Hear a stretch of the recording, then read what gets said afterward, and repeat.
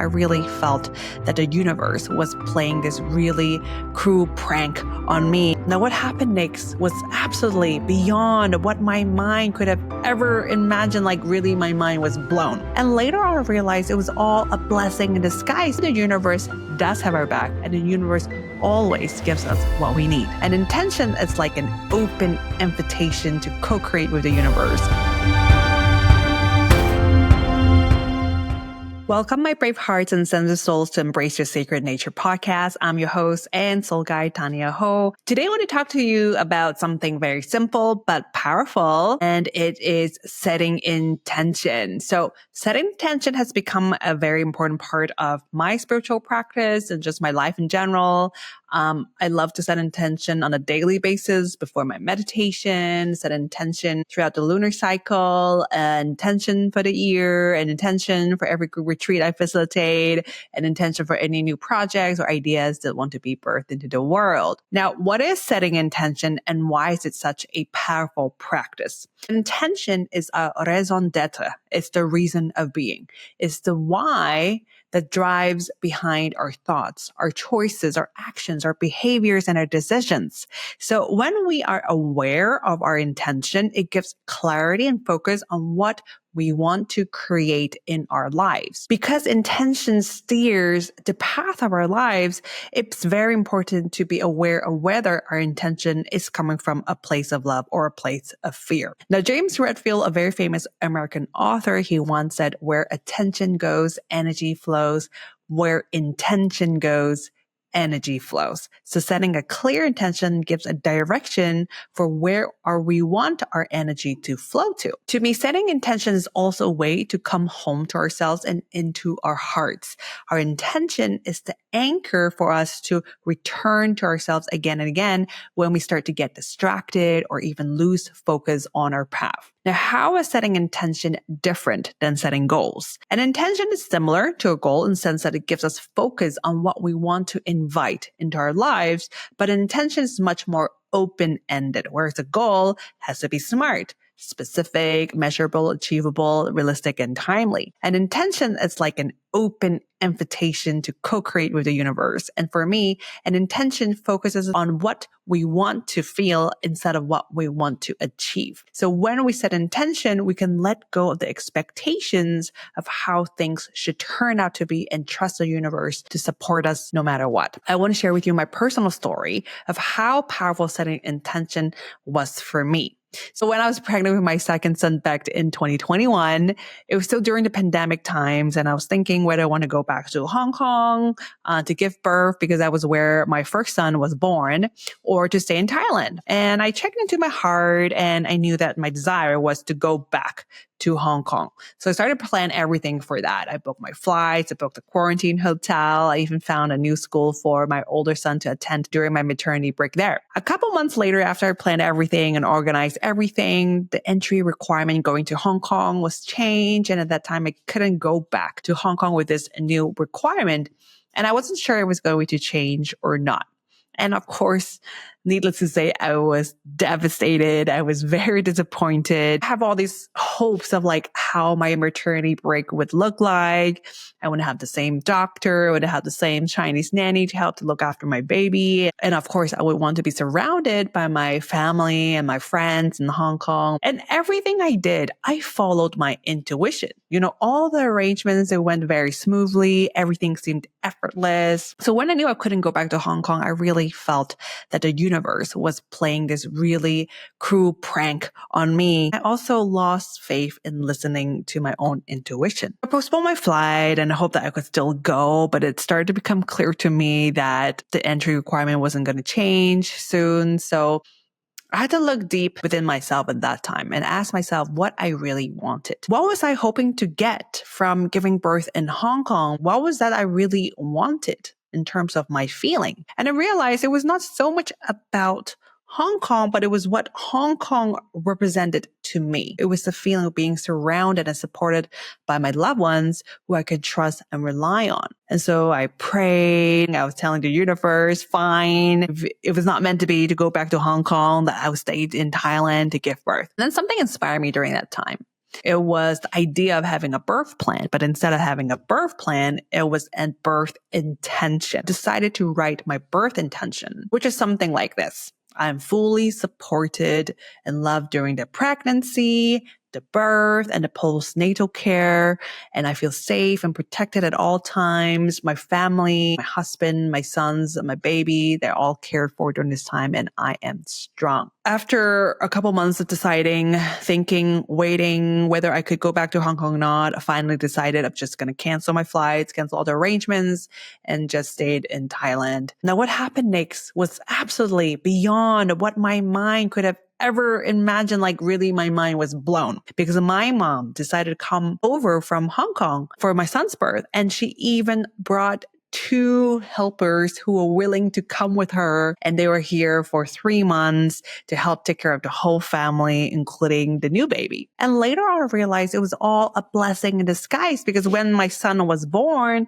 there was actually a lot of cases in Hong Kong then, and school was canceled in Hong Kong during the time anyway. So if my oldest son was in Hong Kong, he wouldn't be able to go to school. Whereas during that time when we were in Chiang Rai in Thailand, it was relatively safe. My oldest son could still go to school. My family could visit me in the hospital, and I recovered quite well too. If I were trying to micromanage the universe and said this had to happen, that had to happen in order for me to feel supported, then I would have limited the way of how I could receive support, because that was based on the limitations of what my mind could think of. And that's what I mean. It's very important to focus on what you want to feel when you set intentions instead of what you want to have or how you're going to have it. Because a lot of times we've learned to attach outcomes with feelings. For example, in my own story, I thought I was going to be happy if I could give birth to my son in Hong Kong.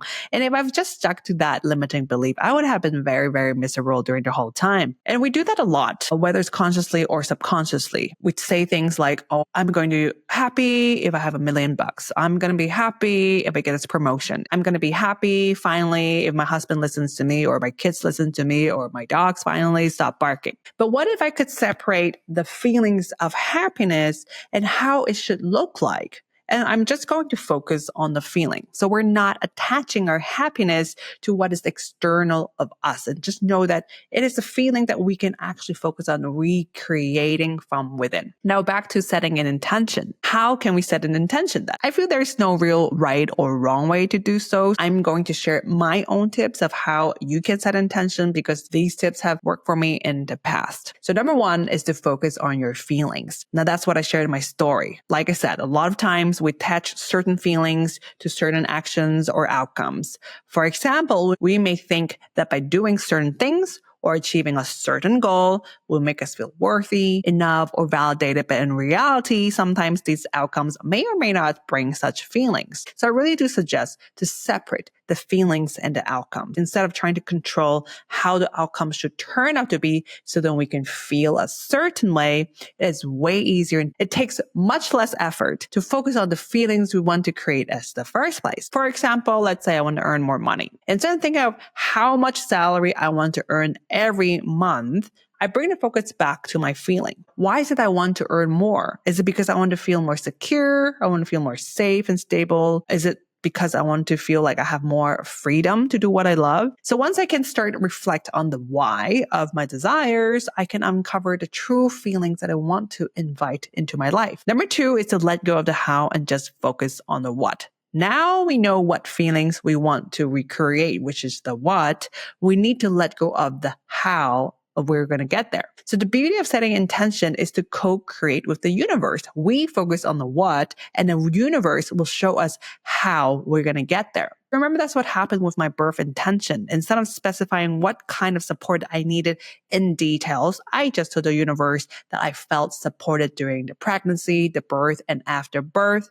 And the universe gave me all the resources and all the help I needed, and gave me even more than what I could have ever imagined. Number 3 is to trust the universe and to listen to your intuition. Once the intention is set, we need to learn to let go of the how we're going to get there part and also any attachments of how it should turn out to be. And this is where trust and faith kick in. We don't know how everything will turn out, nor can we control every situation, outcome, or events in our lives. All we can do is just to trust the universe, or however you like to call this bigger presence that is all around us.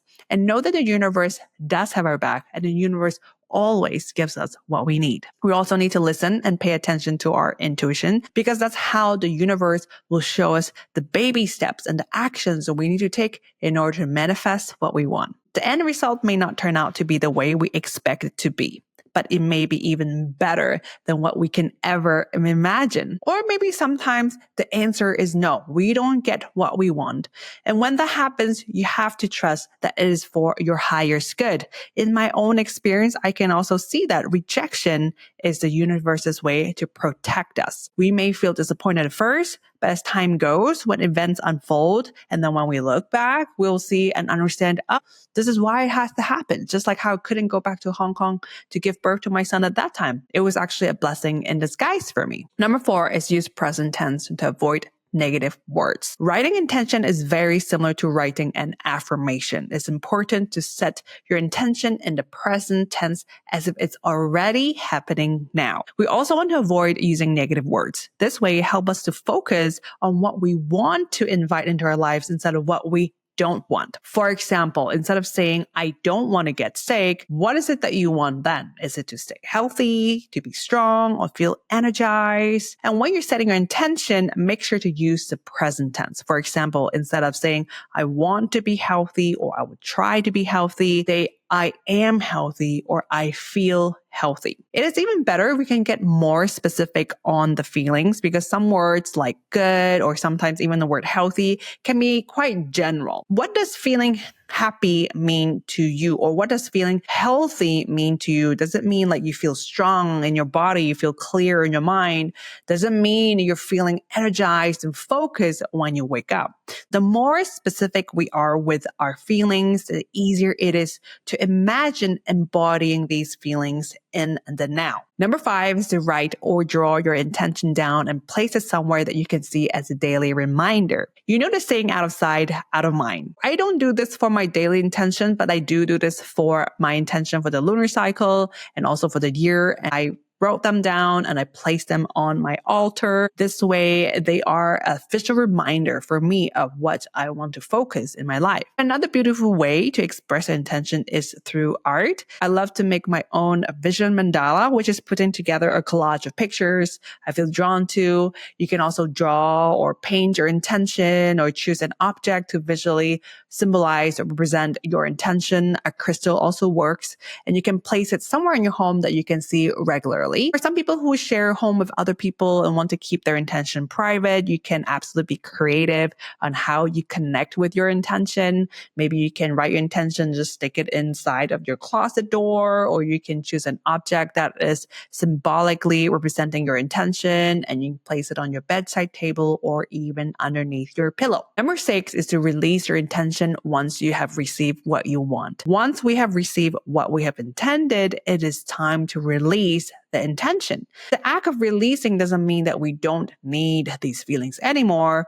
Rather, the act of releasing is releasing the attachment to our intention. We know that whatever we have intended to invite into our lives are already here with us. So once we know that, we don't need the visual reminder anymore. Or maybe the intention is set for a specific time frame or a specific project. So when the time has passed, the project has completed, it is also a good time to release that specific intention. Personally, I love to burn my intention in the fiery release ceremony. I have a free PDF guide that you can download from my website to learn how to do that. It's very simple, and I'll leave the link in the show notes below. Okay, so to recap on today's episode, here are the tips tips on how to set your intention. Number 1 is to focus on your feelings. Number 2 is to let go of the how and just focus on the what.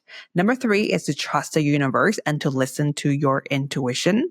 Number 4 is to use present tense and avoid using negative words. Number 5 is to write or draw your intention down and place it somewhere that you can see as a daily reminder. And number 6 is to release your intention once you have received what you want. If you want to try out setting intention, just start simple. A really good prompt to ask yourself is, how do I want to feel first thing when I wake up in the morning? Once you know what is it that you want to feel, for example, it can be like, I want to feel energized, then you can write down your intention. Just take away the word want and write in present tense instead. For example, from I want to feel energized, it'll become I feel energized or I am energized when I wake up. It is really important that you feel 100% on board with your intention.